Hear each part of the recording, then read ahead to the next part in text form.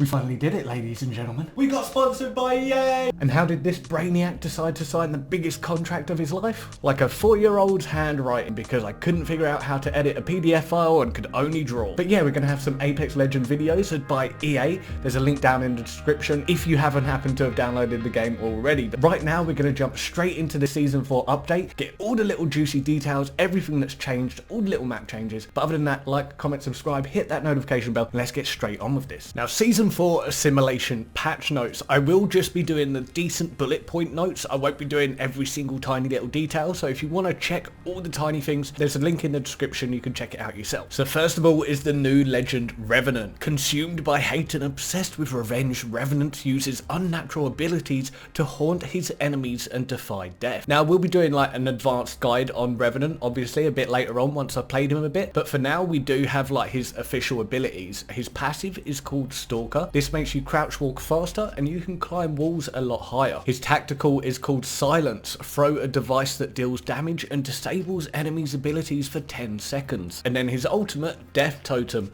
Drop a totem that protects users from death. Instead of getting killed or downed, you will return to the totem. And then obviously, because this is Revenant, he's got quite a small hitbox, he's going to have a plus 5% damage intake. Next up is the new weapon, the Sentinel Sniper Rifle. The Sentinel is a bolt action sniper rifle, effective at medium to long range. If a player presses the fire select with a shield battery equipped, the Sentinel will consume the shield battery from your inventory and temporarily enters an energized state. Oh my god. While energized, the Sentinel fires projectiles that deal massive damage to shields. Okay, so it's a bit like the Disruptor. The projectiles use different VFX trails and there is a unique energized firing sound, so all nearby players know that the Sentinel is firing those high damage projectiles. The Sentinel has a limited amount of energy that decays slowly over time and loses a big chunk of juice for each shot. Once the energy runs out, the energized state ends. Now there's 5 main map changes and I am probably going to do a little separate video on looking at all these in detail, but for now, just to briefly bullet point over them, the Planet Harvester, that's taken over the fuel depot area. You got capital cities that's split in 2, all straight through the middle, the updrafts, and these are like all the way through. They send you back up. You do take 25 damage though when you hit the bottom, but they do send you back up so you don't completely die. And then you got the survey camp. This is up at the north end of the map where it was just empty all the time near the train tracks. They've completely changed that and it's called the survey camp. And then last but not least, you've got the weapon racks. These are guaranteed weapons placed in certain areas around the map, just so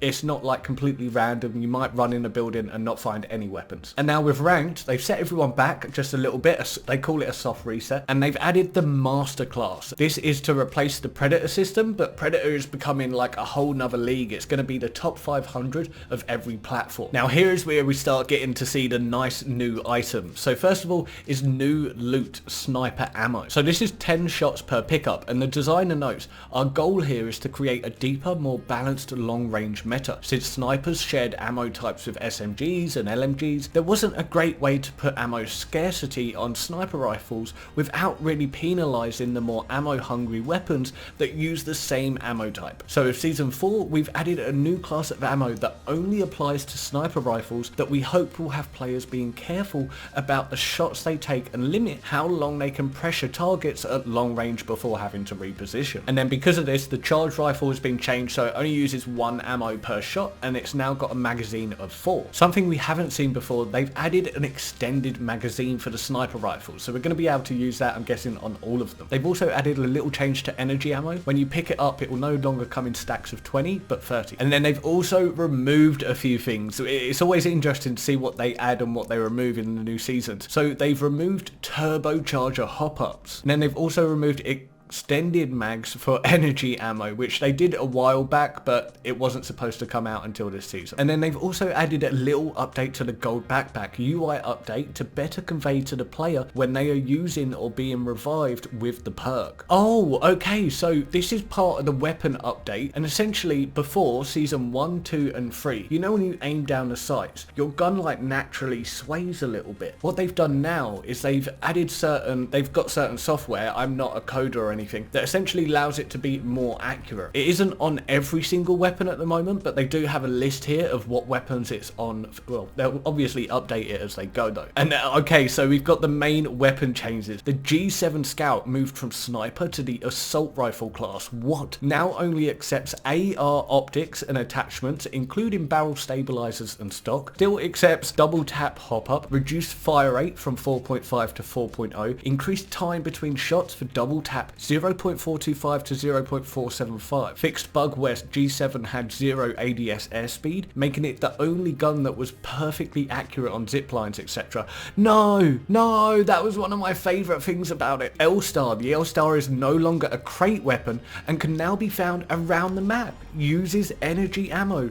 Reloading has been removed and the L-Star will overheat after sustained fire, so best to fire in short bursts to manage overheating and recoil. Damage reduced per shot 19 to 18. Rate of fire decreased from 12 to 10 and less horizontal view kick when the weapon's fired. Oh geez, this is insane. The devotion has been removed from the normal loot pool.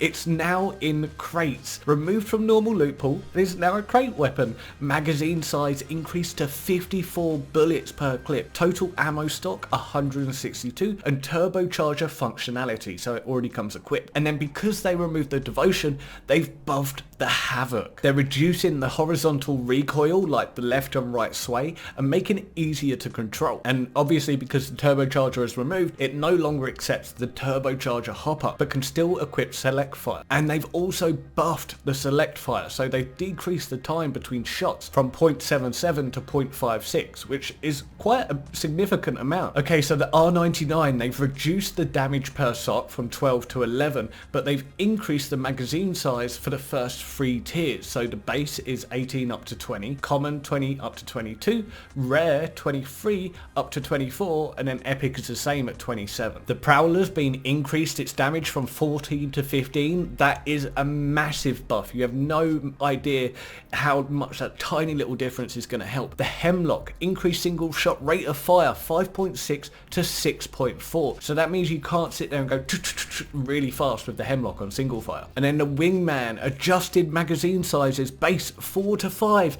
I hated the Wingman because of those 4 bullets. Until you got a magazine, it was essentially useless. And now they've kind of done both ends of the spectrum. So base has gone from 4 up to 5. Common is still 6. Rare has gone down from 8 to 7. And epic down from 10 to 8. So it ranges from 5 to 8 bullets. Either 8 double tap hop up, reduce the delay between bursts 0.85 to 0.80. Very minor, but still going to help. The Mastiff has just had a tiny little fix with it where people found a glitch where you could continuously fire it kind of thing. And then every single season, the gold weapons rotate around. Like you'll find different gold weapons every single season. This season, the gold weapons are the Havoc, the P2020, that's why it was in the trailers so much. The Sentinel, the Prowler, and the R301. Okay, and that's everything for the weapons. We're going to move on to the legends. Bloodhound, down in players, adds 5 seconds to Beast of the Hunt timer. It is possible to exceed starting time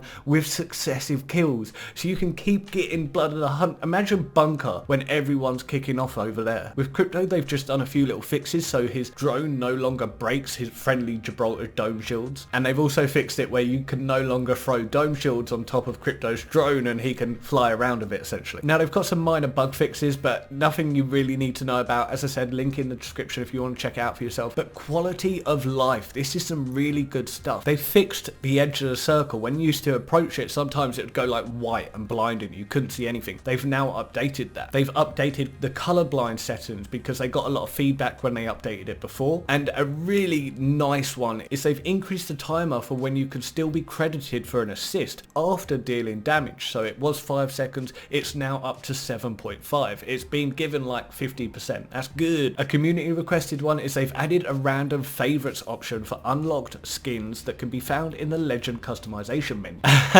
This one's brilliant. So they've nerfed the roller that falls from the loot drone. That little bot above the loot balls that fall down, that used to do tons of damage if it landed on you. They've reduced the damage, they've they've decreased the radius of that splash damage, and they've also updated the visual effects so you can better see the explosion. But that is everything in the patch notes. That's all of the update information we've had. You've seen some little gameplay in the background. We're just going to leave the video right here. I'm going to get straight on with getting the Revenant video gameplay of the map. So smash like, comment, subscribe, hit that notification bell, and I'll catch you all later. Peace out.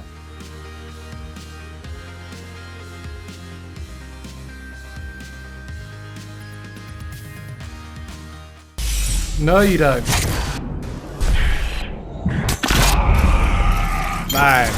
Yes! I won my first game! I won my first game! I got so many... I got gold everything! Like, what the freak just happened?